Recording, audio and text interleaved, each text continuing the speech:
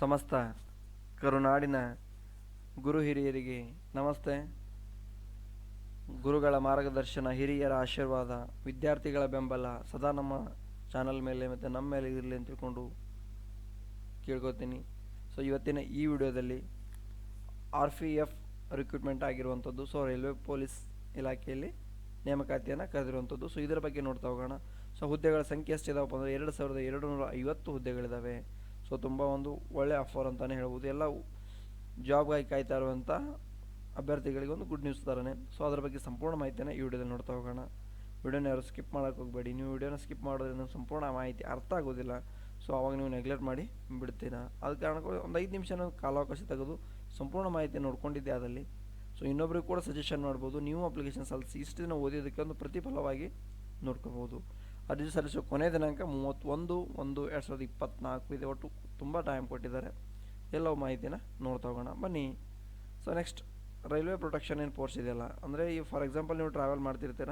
So ಟ್ರೈನಲ್ಲಿ ಇರ್ತಾರೆ, ನೋಡಿದ್ದೀರಾ, ಟ್ರೈನಲ್ಲಿ ಸುತ್ತಾಡ್ತಿರ್ತಾರೆ. ಸೊ AC ಅಲ್ಲಿ ಚೆಕ್ ಬರ್ತಾರೆ. ಆಮೇಲೆ ನೀವು ಸ್ಲೀಪರ್ ಕೋಚ್ ಬುಕ್ ಮಾಡಿರ್ತೀರ, ಅಲ್ಲಿ ಬರ್ತಾರೆ. ನೆಕ್ಸ್ಟ್ ಆಮೇಲೆ ನೀವು ಟ್ರ್ಯಾಕಲ್ಲಿ ನೀವು ಇದ್ದಾಗ ಪ್ಲಾಟ್ಫಾರ್ಮಲ್ಲಿ ಇದ್ದಾಗ ಕೂಡ ನೋಡ್ಬೋದು. ಸೊ ಖಾಕಿ ಡ್ರೆಸ್ ಸುಟ್ಟಿರ್ತಾರಲ್ಲ, ಅವ್ರು ಯಾರಪ್ಪ ಅಂದರೆ RPF ಅವರು ಒಂದು ಎಕ್ಸಾಮನ್ನು ಬರೆದು ಅಲ್ಲಿ ಅವರಿಗೆ ಆದಂಥ ಸ್ಟೇಷನ್, ಅದು ರೈಲ್ವೆ ಸ್ಟೇಷನಲ್ಲಿ ಇರ್ತಕ್ಕಂಥದ್ದು. ಸೊ ಅಲ್ಲಿ SI ಹುದ್ದೆಗಳು ಮತ್ತು ಕಾನ್ಸ್ಟೇಬಲ್ ಹುದ್ದೆಗಳನ್ನು ಕರೆದಿದ್ದಾರೆ. ಸೊ ಅದರ ಬಗ್ಗೆ ಒಂದು ಮಾಹಿತಿಯನ್ನು ನೋಡ್ತಾ ಹೋಗೋಣ. ಸೊ ಅದಕ್ಕೆ ಅದರದೇ ಆದಂಥ ಅರ್ಹತೆ ಆಗಿದೆ. ಸೊ ಅದರದೇ ಆದಂಥ ಒಂದು ವಯೋಮಿತಿ ಕೂಡ ಇದೆ ಎರಡಕ್ಕೂ. ಅದನ್ನು ನಾವು ನೋಡ್ತಾ ಹೋಗೋಣ. ಸೊ ಇಲ್ಲಿ ಹುದ್ದೆಗಳ ಅನುಸಾರವಾಗಿ ವಿದ್ಯಾರ್ಹತೆಯನ್ನು ನಿಗದಿ ಮಾಡಿರುವಂಥ ಮತ್ತು ಅದರ ತಕ್ಕಂಗೆ ಏನು ಮಾಡಿದಾರಪ್ಪ ಅಂದರೆ ಒಂದು ವಯೋಮಿತಿ ಅಂದರೆ ಏಜ್ ಕೂಡ ಅದನ್ನು ಫಿಕ್ಸ್ ಮಾಡಿದ್ದಾರೆ. ಸೊ ಫಸ್ಟ್ ಶೈಕ್ಷಣಿಕ ಅರ್ಹತೆ ನಾವು ತಿಳ್ಕೊಳ್ಳೋಣ. ಅಂದರೆ ನಾವು ಯಾವುದೇ ಒಂದು ಕೆಲಸ ಮಾಡ್ಬೇಕಂದ್ರೆ ಆ ಕೆಲಸಕ್ಕೆ ನಾವು ಅರ್ಹರಿದ್ದೀವಿಲ್ಲ, ಎಲಿಜಿಬಲ್ ಇದ್ದೀವಿಲ್ಲ ಅಂತ ತಿಳ್ಕೊಳ್ಳೋದು ಮೋಸ್ಟ್ ಇಂಪಾರ್ಟೆಂಟ್ ಆಗುತ್ತೆ. ಸೊ ಹುದ್ದೆಗಳ ಸಂಖ್ಯೆ ಏನು, ಲಾಸ್ಟ್ ದಿನಾಂಕ ಯಾವುದು, ಎಲ್ಲ ಒಂದೊಂದು ನೋಡ್ತೋಣ. ಫಸ್ಟ್ ನಾವು ಅರ್ಹತೆ ಏನು ಹೊಂದಿರಬೇಕು ಅಂದರೆ 10th ಮುಗಿದಿರುವಂಥ ಅಭ್ಯರ್ಥಿಗಳು ಕೂಡ ಅರ್ಜಿ ಸಲ್ಲಿಸ್ಬೋದು. ಮತ್ತು ಡಿಗ್ರಿನ ಕಂಪ್ಲೀಟ್ ಆಗಿರುವಂಥ ವಿದ್ಯಾರ್ಥಿಗಳು ಕೂಡ ಇದಕ್ಕೆ ಅರ್ಜಿ ಸಲ್ಲಿಸ್ಬೋದು. ಇದಕ್ಕೆ ಇಬ್ಬರು ಎಲಿಜಿಬಲ್ ಆಗಿರ್ತಾರೆ.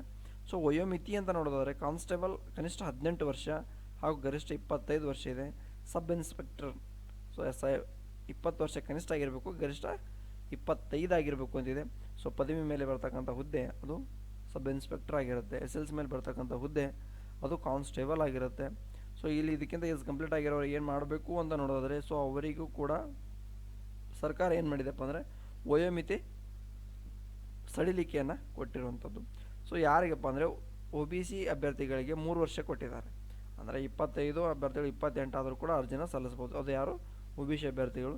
ಸೊ SC ಅಭ್ಯರ್ಥಿ 5 ವರ್ಷ ಕೊಟ್ಟಿದ್ದಾರೆ, ಅವ್ರಿಗೆ 25 ಒಂದು 5 ಮಾಡ್ಕೊಳ್ಳಿ, 30 ವರ್ಷ ಆದರೂ ಕೂಡ ನೀವು ಅರ್ಜಿನ ಸಲ್ಲಿಸ್ಬೋದು. ಇಲ್ಲಿ 30 ವರ್ಷ ಆದರೂ ಕೂಡ ನೀವು ಅರ್ಜಿ ಸಲ್ಲಿಸೋಕೆ ಅರ್ಹರಾಗಿರ್ತೀರಾ.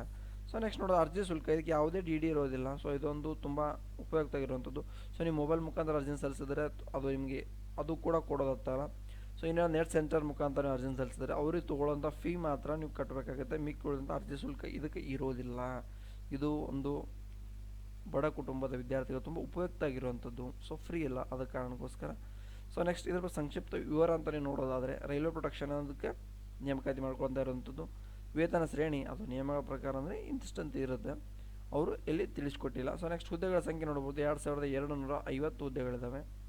ಸೊ ಉದ್ಯೋಗ ಸ್ಥಳ ಅದು ಆಲ್ ಓವರ್ ಇಂಡಿಯಾ. ಅಂದರೆ ನೀವು ಸೆಲೆಕ್ಟ್ ಆಗಿದೆ ಅದರಲ್ಲಿ ನಿಮ್ಮ ಜಾಬ್ ಏನಿರುತ್ತಲ್ಲ, ಸೊ ಇಲ್ಲಿ ಅಲ್ಲಿ ಅಂತೇನಿಲ್ಲ. ಸೊ ಆಲ್ ಓವರ್ ಇಂಡಿಯಾ ನೀವು ಇಡ್ಬೋದು. ಸೊ ಹುದ್ದೆಗಳ ವಿವರ ಅಂತ ನೀವು ನೋಡೋದಾದರೆ ಕಾನ್ಸ್ಟೇಬಲ್ ಏನಿದಾವಪ್ಪ ಅಂದರೆ 2000 ಹುದ್ದೆಗಳಿದ್ದಾವೆ. ನೋಡಿ, ತುಂಬ ದೊಡ್ಡ ರಿಕ್ರೂಟ್ಮೆಂಟ್ ಕರೆದಿರುವಂಥದ್ದು. ಸೊ ಸಬ್ ಇನ್ಸ್ಪೆಕ್ಟರ್ 250 ಹುದ್ದೆಗಳಿದ್ದಾವೆ. ಎಲ್ಲರೂ ಅರ್ಜಿನ ಸಲ್ಲಿಸಿ, ನೆಗ್ಲೆಕ್ಟ್ ಮಾಡೋಕ್ಕೆ ಹೋಗಬೇಡಿ. ಕಾಂಪಿಟೇಷನ್ ಜಾಸ್ತಿ ಆಗ್ತಾಯಿದೆ, ವಿದ್ಯಾರ್ಥಿಗಳ ಕಾಂಪಿಟೇಷನ್ ಜಾಸ್ತಿ ಆಗ್ತಾಯಿದೆ.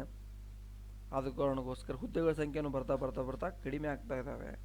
ಸೊ ಪ್ರಮುಖ ದಿನಾಂಕಗಳಂತ ನೋಡೋದು ಅರ್ಜಿ ಸಲ್ಲಿಸುವ ಆರಂಭ ದಿನಾಂಕ ಆಗಿರುವಂಥದ್ದು 6/1/2024 ಆರಂಭ ಆಗಿದೆ.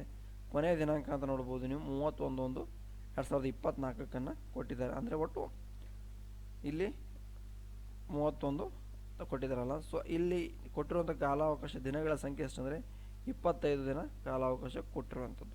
ಸೊ ಎಲ್ಲರೂ ಅರ್ಜಿನ ಸಲ್ಲಿಸಿ. ಸೊ ನೆಕ್ಸ್ಟ್ ಅಧಿಕೃತ ವೆಬ್ಸೈಟ್ ಅಂತ ನೋಡೋದಾದರೆ, ಸೊ ನಿಮ್ಮ ಮೊಬೈಲಲ್ಲಿ ಇನ್ನೂ ಸರ್ಚ್ ಮಾಡ್ತೀರಾ, ಅಲ್ಲಿ ಟೈಮ್ ವೇಸ್ಟ್ ಮಾಡ್ತಿರ್ತಾರೆ ಮೊಬೈಲಲ್ಲಿ. ಸೊ ನಿಮ್ಮ ವಿದ್ಯಾಭ್ಯಾಸದ ಕಡೆ ಜಾಸ್ತಿ ಗಮನ ಕೊಡಿ, ಮೊಬೈಲನ್ನು ಸ್ಟಡಿಗೆ ಯೂಸ್ ಮಾಡ್ಕೊಳ್ಳಿ. ಸೊ ಇಲ್ಲಿ ನಿಮ್ಮ ಮೊಬೈಲಲ್ಲಿ ಸರ್ಚ್ ಮಾಡ್ಕೊಳ್ಳಿ.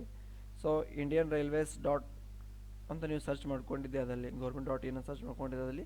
ಸೊ ಅಲ್ಲಿ ಕೂಡ ನಿಮಗೆಲ್ಲ ಮಾಹಿತಿ ಬಂದು ತಲುಪುತ್ತೆ. ಸೊ ನಿಮ್ಮ ಮೊಬೈಲಲ್ಲೇ ಜಗತ್ತಿದೆ, ನೀವು ಅಲ್ಲೇ ನೋಡ್ಕೋಬೋದು. ಆದ ಕಾರಣಕ್ಕೋಸ್ಕರ ತಪ್ಪದೆ ನೋಡ್ಕೊಳ್ಳಿ. ಎಲ್ರಿಗೂ ಒಳ್ಳೆಯದಾಗಲಿ. All the best. Thanks for watching. ಕೊನೆಯವರೆಗೂ ವಿಡಿಯೋ ನೋಡಿದ್ದಕ್ಕಾಗಿ ತುಂಬ ಹೃದಯದ ಧನ್ಯವಾದಗಳು.